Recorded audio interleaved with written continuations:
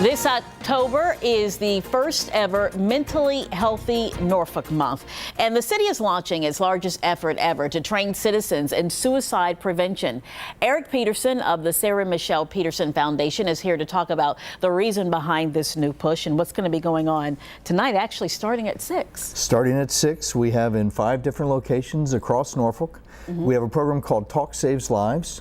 It's about an hour. It's a kind of a first step. Learn a little bit about suicide prevention, how to recognize some signs and symptoms, and some basic things that anyone can do to help keep someone safe and perhaps save a life. And you have a personal connection to this. Absolutely. My wife and I lost a child, our 15-year-old daughter Sarah, who passed away by suicide back in 2014.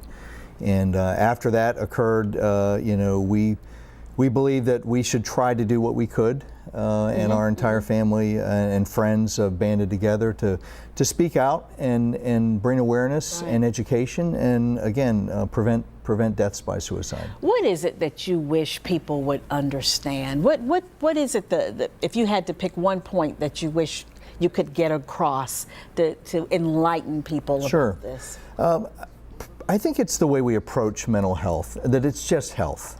And that if everybody would understand it that way, and then when somebody has a mental health crisis, that it's almost as if treat it the same way as someone that has or diabetes, and people with diabetes at times have crises, blood sugar gets out of whack.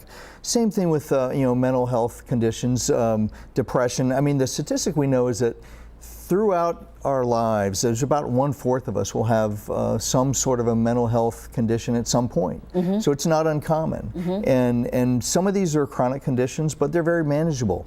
Suicide is very preventable. Depression is extremely treatable. We just need people to acknowledge that they have a crisis. We need people to recognize when someone they know is perhaps suffering, and get them the help they need, because it's out there. It's out there. Absolutely. All right, and starting tonight, you can go out. Starting tonight, 6 o'clock, Southside Aquatic Center, Lambert's Point Community Center, the Slover Library, the Pretlow Library, and the location I'll be at is the O'Connor Brewing Company. Okay.